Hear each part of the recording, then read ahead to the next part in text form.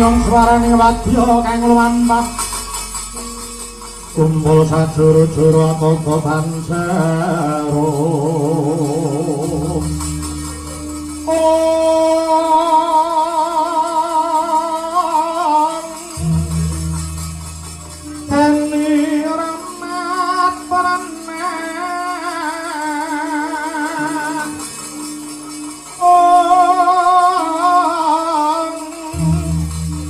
Wajah nyuwang gending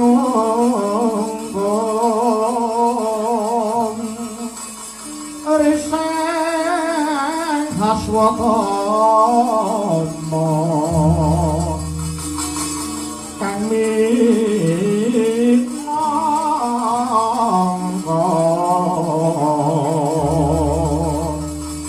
susu ing prawadya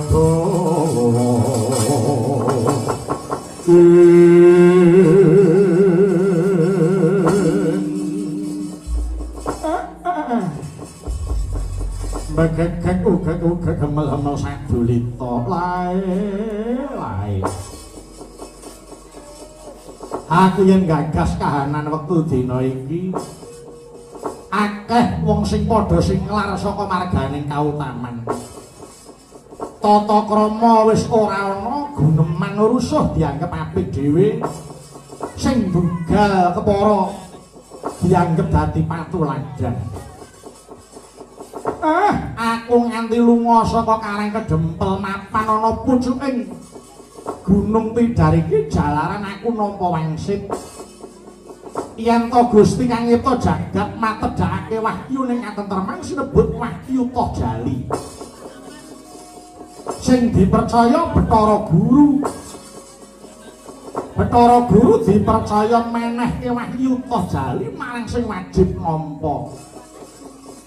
Nanging katone Bathara Guru kok nginggokke lakuning wahyu. Iya. Aku arep jenenge adil lan bener.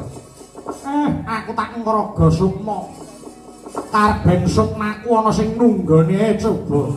Aku tak nggugah sedulurku sing dadi siji karo awakku iki. Tan samar pamoring sukma sinukma yawinah ing asepi. Sinimpen telenging kalbu hanya pengkuncung lurah Semar Badranaya arsa hagigah kadangira nafsu ingkang mapan wonten raganira amung sak gebyaring kilat wis kasebadan angurun sak nafsu ning sang Ismaya.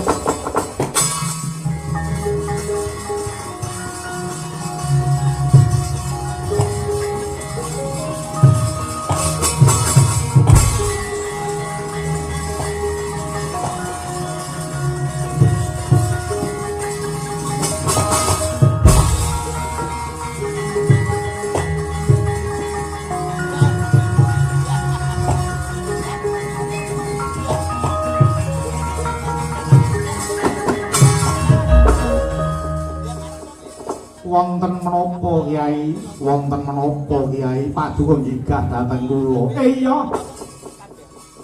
Kowe ganiya lan biya-biya. Ya nafsu alamah lan nafsu supiah.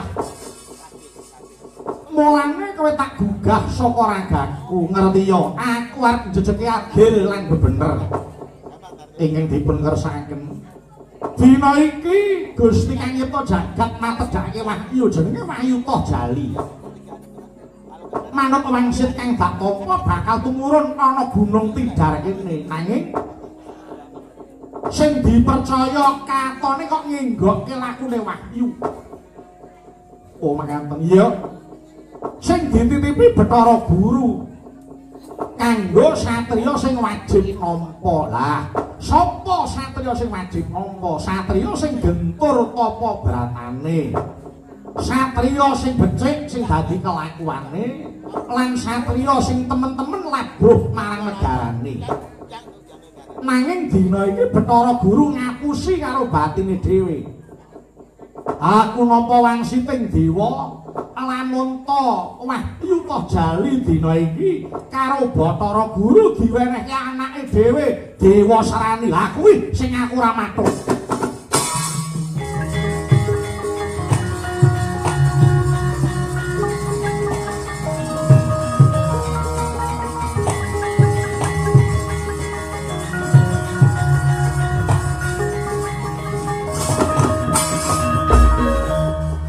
dupeh Dewa Stani kuwi anake.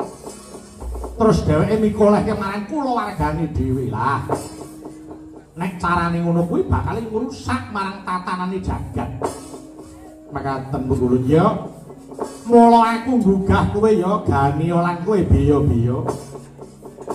Aku titip ragaku. Aku tak ngelinang Sukma. Aku tak demo ning Suralaya. Aku tak protes ning kono. Kowe nggih, ning kowe aja semelang. Aku kuwi ora ninggal marang tata krama. Mula kanggo pepeling marang sapa wae. Yen duwe penemu monggo ning aja ninggal marang wataking tata krama. Kuwi kudu digondheli. Makaten ya. Menawi makaten Bungkulun kula sumangga ya. Aku titip ragaku, aku tak ngelinang Sukma Gani biya-biya.